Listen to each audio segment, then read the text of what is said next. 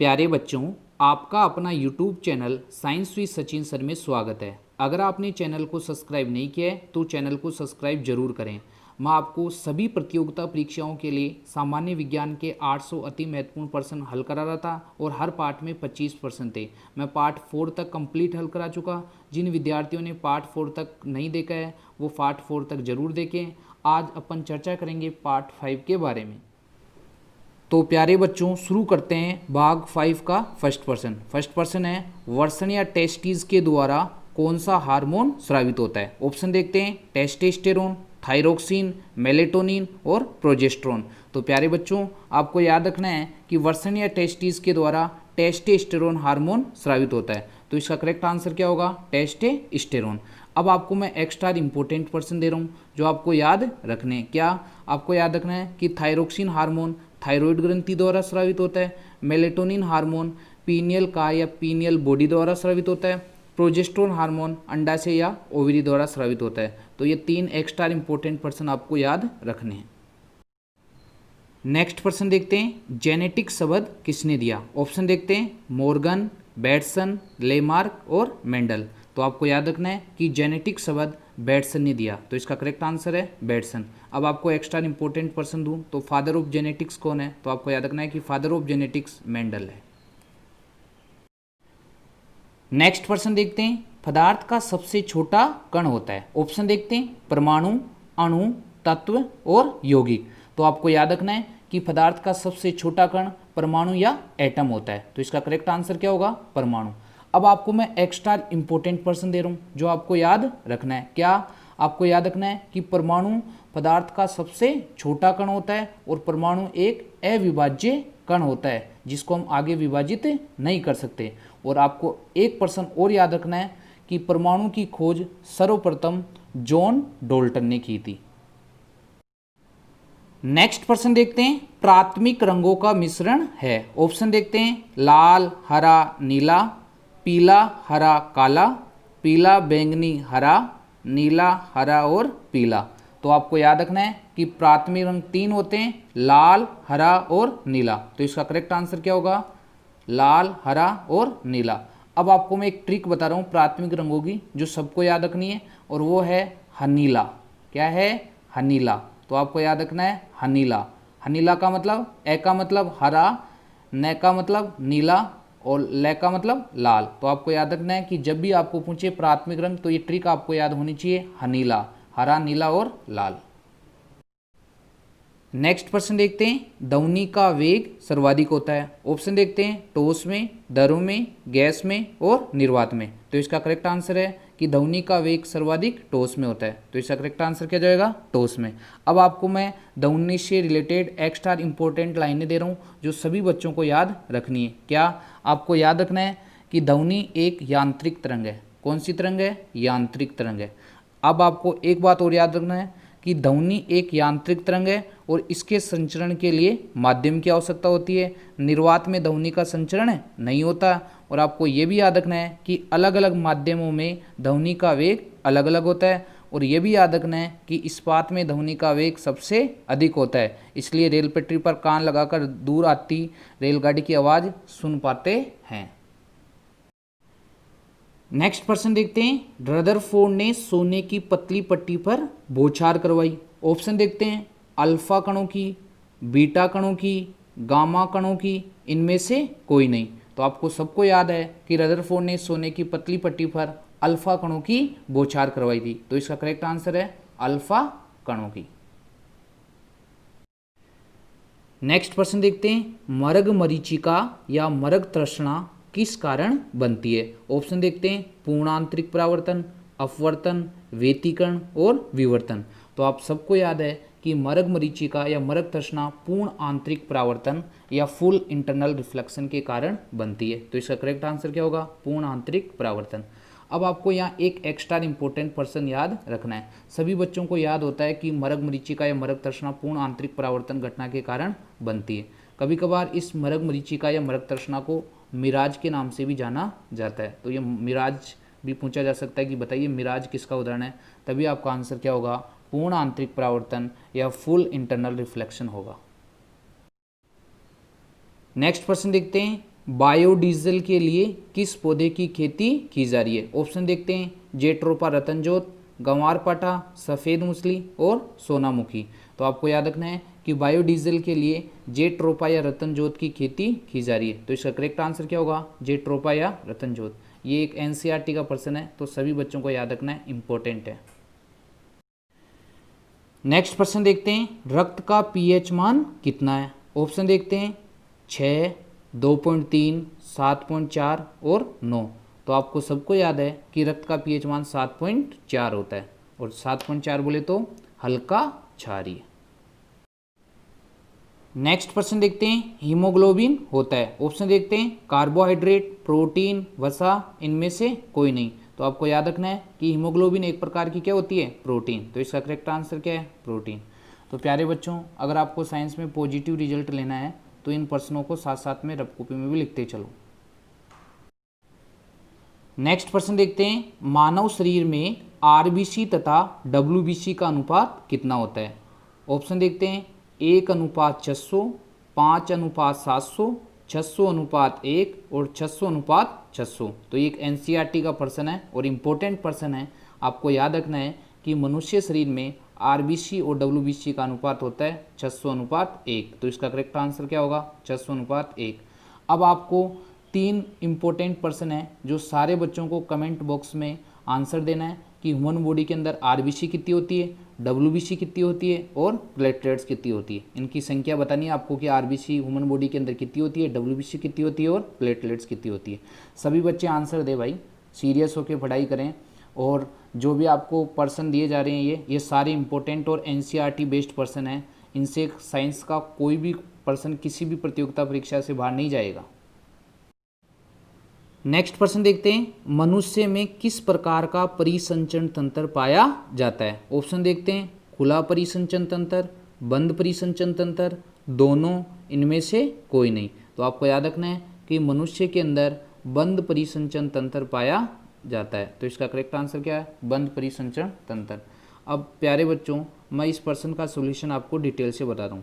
देखिए, परिसंचरण तंत्र जिसे ब्लड सर्कुलेटरी सिस्टम भी कहा जाता है, ये 2 प्रकार का होता है, एक ओपन सर्कुलेटरी सिस्टम और एक क्लोज सर्कुलेटरी सिस्टम। आपको याद रखना है कि परिसंचरण 2 टाइप का होता है, एक ओपन और एक क्लोज। आपको याद रखना है कि जो खुला परिसंचरण तंत्र होता है वो कीटों के अंदर पाया जाता है, और जो क्लोज सर्कुलेटरी सिस्टम होता है वो मनुष्य के अंदर पाया जाता है। नेक्स्ट प्रश्न देखते हैं, डब्ल्यूबीसी का जीवन काल कितना होता है? ऑप्शन देखते हैं, 120 दिन, 90 दिन, 4 से 5 दिन और 50 दिन। तो आपको याद रखना है कि डब्ल्यूबीसी का जीवन काल 4 से 5 दिन होता है। तो इसका करेक्ट आंसर क्या होगा? 4 से 5 दिन।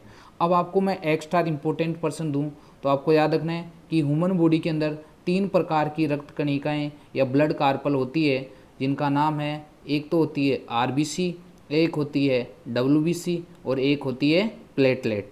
आपको याद रखना है कि आरबीसी का जीवनकाल 120 दिन होता है और डब्ल्यूबीसी का जीवनकाल 4 से 5 दिन होता है और प्लेटलेट्स का जीवनकाल 5 से 7 दिन होता है। तो ये मैंने 3 एक्स्ट्रा इंपॉर्टेंट पर्सन आपको दे दिए हैं। आरबीसी का जीवनकाल 120 दिन होता है, डब्ल्यूबीसी का जीवनकाल 4 से 5 दिन होता है और प्लेटलेट्स का जीवनकाल 5 से 7 दिन होता है। नेक्स्ट प्रश्न देखते हैं, आरबीसी का कब्रिस्तान किसे कहा जाता है? ऑप्शन देखते हैं, यकृत, अमाशय, अग्नाशय, स्प्लीन या तिल्ली। तो आपको सबको याद है कि आरबीसी का कब्रिस्तान स्प्लीन या तिल्ली या प्लिया को कहा जाता है। तो इसका करेक्ट आंसर क्या है? स्प्लीन, तिल्ली या प्लिया। नेक्स्ट प्रश्न देखते हैं, निम्न में से कौन ग्रेनुलोसाइट डब्ल्यूबीसी है? ऑप्शन देखते हैं, न्यूट्रोफिल, मोनोसाइट, लिम्फोसाइट, इनमें से कोई नहीं। तो प्यारे बच्चों, ये एक बहुत अच्छे लेवल का प्रश्न है, इसलिए इस प्रश्न का सोल्यूशन मैं आपको डिटेल से बताता हूँ। आपको याद रखना है कि ह्यूमन बॉडी के अंदर डब्ल्यूबीसी 2 प्रकार की होती है, एक ग्रेनुलोसाइट और एक एग्रेनुलोसाइट। आपको याद रखना है कि ग्रेनुलोसाइट जो डब्ल्यूबीसी है इसके 3 एग्जाम्पल हैं। आपको याद रखना है कि ग्रेनुलोसाइट के एग्जाम्पल हैं न्यूट्रोफिल, और एक एग्जाम्पल है इयोसिनोफिल, और एक एग्जाम्पल है आपको बेसोफिल। और जो ग्रेनुलोसाइट है इसके 2 एग्जाम्पल हैं, एक मोनोसाइट और एक लिम्फोसाइट। तो ये इंपॉर्टेंट पर्सन है। आपको याद रखना है कि ग्रेनुलोसाइट डब्ल्यूबीसी के एग्जाम्पल 3 हैं, न्यूट्रोफिल, इओसिनोफिल और बेसोफिल। और एग्रेनुलोसाइट WBC के दो एग्जाम्पल हैं, मोनोसाइट और लिम्फोसाइट। अब आपका प्रश्न पे चलते हैं। प्रश्न ये पूछ रहा है कि निम्न में से कौन ग्रेनुलोसाइट WBC है। तो ग्रेनुलोसाइट WBC के 3 एग्जाम्पल है, मैंने बता दिया आपको, न्यूट्रोफिल, इओसिनोफिल और बेसोफिल। तो इसका करेक्ट आंसर क्या है, न्यूट्रोफिल। जबकि मोनोसाइट और लिम्फोसाइट एग्जाम्पल है एग्रेनुलोसाइट WBC के। बहुत अच्छे लेवल का प्रश्न है, इसलिए इस प्रश्न को एक बार जरूर रीड करें। नेक्स्ट प्रश्न देखते हैं, प्लाज्मा कुल रक्त का कितना प्रतिशत होता है। ऑप्शन देखते हैं 45%, 55%, 90% और 60%। तो प्लाज्मा कुल रक्त का 55% होता है, तो इसका करेक्ट आंसर है 55%। नेक्स्ट प्रश्न देखते हैं, रक्त कुल शरीर का कितना प्रतिशत होता है। तो इस प्रश्न को थोड़ा मॉडिफाइड कर लेते हैं। ये प्रश्न ऐसे पूछना चाह रहा है कि रक्त कुल शरीर के भार का कितना प्रतिशत होता है। ऑप्शन देखते हैं इसके 5%, 8%, 7% और 10%। तो आपको याद रखना है कि रक्त कुल शरीर के भार का 7% होता है, तो इसका करेक्ट आंसर कितना हो जाएगा, 7%। नेक्स्ट प्रश्न देखते हैं, एंथोलॉजी में किसका अध्ययन किया जाता है। ऑप्शन देखते हैं जीवाश्म का, पुष्पों का, फलों का और पक्षियों का। तो आपको याद रखना है कि एंथोलॉजी में पुष्पों का अध्ययन किया जाता है, तो इसका करेक्ट आंसर है पुष्पों का। अब आपको मैं एक्स्ट्रा इंपॉर्टेंट प्रश्न दे रहा हूँ कि फलों का अध्ययन विज्ञान की किस शाखा में किया जाता है, पक्षियों का अध्ययन विज्ञान की किस शाखा में किया जाता है और जीवाश्म का अध्ययन विज्ञान की किस शाखा में किया जाता है। तो 3 एक्स्ट्रा इंपॉर्टेंट प्रश्न है जो आपको याद रखना है कि जीवाश्म का अध्ययन विज्ञान की पैलेंटोलॉजी शाखा में किया जाता है। जीवाश्म का अध्ययन विज्ञान की पैलेंटोलॉजी शाखा में किया जाता है। फलों का अध्ययन पामोलॉजी और पक्षियों का अध्ययन ऑर्निथोलॉजी विज्ञान की शाखा में किया जाता है। नेक्स्ट प्रश्न देखते हैं, एसआई मापन पद्धति में भौतिक राशियों की संख्या कितनी है। ऑप्शन देखते हैं 9, 7, 6 और 5। तो आपको इसका करेक्ट आंसर है कि एसआई मापन पद्धति में भौतिक राशियों की संख्या 7 होती है। ये कौन कौन सी होती है, सारे बच्चे कमेंट बॉक्स में आंसर जरूर दें। नेक्स्ट प्रश्न देखते हैं, शुद्ध जल उदाहरण है चालक, अतिचालक, कुचालक और अर्धचालक। तो आपको याद रखना है कि शुद्ध जल विद्युत का क्या होता है, कुचालक होता है। अब आपको एक्स्ट्रा इंपॉर्टेंट प्रश्न दूं तो आपको यह भी याद रखना है कि शुद्ध जल की पीएच कितनी होती है, 7। नेक्स्ट प्रश्न देखते हैं, एगार अगार किससे प्राप्त होता है। ऑप्शन देखते हैं कवक, लाइकेन, शैवाल और जीवाणु। तो आपको याद रखना है कि अगार अगार शैवाल से प्राप्त होता है, तो इसका करेक्ट आंसर क्या है, शैवाल। प्यारे बच्चों, ये प्रश्न बहुत इंपॉर्टेंट है, जैसे एसएससी के लिए, एसएससी सीजीएल के लिए और पटवार के लिए और आरएस के लिए। तो इस प्रश्न का सॉल्यूशन मैं थोड़ा डिटेल से बताता हूँ, आपको याद रखना है। देखिए, राजस्थान पुलिस में तो ये प्रश्न केवल यहाँ तक पूछा जाएगा कि अगार अगार किससे प्राप्त होता है, तो आपको याद रखना है शैवाल से। अब बात करते हैं जैसे पटवार के लिए, एसएससी के लिए, एसएससी सीजीएल के लिए और आरएस के लिए। ये आपको पूछा जा सकता है कि अगार अगार आपको याद रखना है कि लाल शैवाल से प्राप्त होता है। किससे प्राप्त होता है, लाल शैवाल से, जिसे रोडोफाइसी भी कहा जाता है। अब ये इंपॉर्टेंट प्रश्न है कि लाल शैवाल में भी किस शैवाल से, तो आपको याद रखना है जिलेडियम और ग्रेसिलेरिया। ये 2 शैवाल हैं जिससे अगार अगार प्राप्त होता रहा है। मैं दोबारा से बता रहा हूँ, जिलेडियम और ग्रेसिलेरिया, जिलेडियम और ग्रेसिलेरिया से अगार अगार प्राप्त होता है। नेक्स्ट प्रश्न देखते हैं, मानव पित्त किस प्रकृति का होता है। ऑप्शन देखते हैं क्षारीय, अम्लीय, लवणीय और उदासीन। तो आपको याद रखना है कि मानव पित्त हल्के पीले रंग का क्षारीय तरल पदार्थ होता है, तो इसका करेक्ट आंसर क्या हो गया, क्षारीय। अब आपको एक्स्ट्रा इंपॉर्टेंट प्रश्न ये भी याद रखना है कि मानव पित्त का पीएच मान होता है 7.5 से लेकर 8.5 के मध्य। नेक्स्ट प्रश्न देखते हैं, लोहे का शुद्ध रूप होता है। ऑप्शन देखते हैं कच्चा लोहा, ढलवा लोहा, पिटवा लोहा, इनमें से कोई नहीं। तो प्यारे बच्चों, आपको याद रखना है कि लोहे का सबसे शुद्ध रूप होता है पिटवा लोहा, तो इसका करेक्ट आंसर क्या होगा, पिटवा लोहा। अब आपको मैं एक्स्ट्रा इंपॉर्टेंट ट्रिक बता रहा हूँ जो आपको याद रखना है, क्या कि जिस लोहे में कार्बन की मात्रा जितनी कम होती है वह उतना ही अधिक क्या होता है, शुद्ध होता है। तो कच्चा लोहा और ढलवा लोहा में कार्बन की मात्रा ज़्यादा होती है, किसकी तुलना में, पिटवा लोहा की तुलना में, इसलिए पिटवा लोहा लोहे का सबसे शुद्ध रूप होता है। जबकि कोयले के संदर्भ में ये उल्टा है कि जिस कोयले में कार्बन की मात्रा जितनी ज़्यादा होगी वह उतना ही क्या होगा, शुद्ध होगा। जैसे आपको पता है कि जो एंथ्रोसाइट कोयला होता है उसमें कार्बन की मात्रा 90 से 98% होती है, इसलिए वह कोयले का सबसे शुद्ध रूप होता है। तो मैंने आपको ये 2 इम्पोर्टेंट ट्रिक बता दिए जिससे आपको याद रखना है, एग्जाम में बहुत बार पूछा जाता है। सभी बच्चे प्रश्न के सॉल्यूशन को सीरियस देखें और साथ साथ में नोट्स भी बनाएं। वैसे एक अच्छे टीचर के लिए ऑनलाइन पढ़ाना बच्चों काफ़ी टफ काम होता है क्योंकि माहौल नहीं बन पाता, एक बंद कमरे में खुद को एकला बड़बड़ाना पड़ता है। तो जब आपके लिए टीचर इतनी मेहनत कर रहा है तो आप भी मेहनत करें और अपने लक्ष्य को हासिल करें। नेक्स्ट प्रश्न देखते हैं, एक अश्व शक्ति कितने वाट के बराबर है। ऑप्शन देखते हैं 746 वाट, 646 वाट, 747 वाट और 647 वाट। तो आपको याद रखना है कि एक अश्व शक्ति 746 वाट के बराबर है। अब ये प्रश्न ऐसे भी पूछा जा सकता है कि बताइए एक हॉर्स पावर कितने वाट के बराबर है, तभी आपका आंसर क्या होगा, 746 वाट। सभी बच्चे प्रश्न का सॉल्यूशन देखते देखते ये भी चेक करें कि रियल में आपको कितने प्रश्न आते हैं और आपकी साइंस की तैयारी कैसी है, ये इम्पोर्टेंट है। भाग 5 का लास्ट प्रश्न है, हाइड्रोजन के समस्थानिक ट्राइटियम में न्यूट्रॉन की संख्या होती है।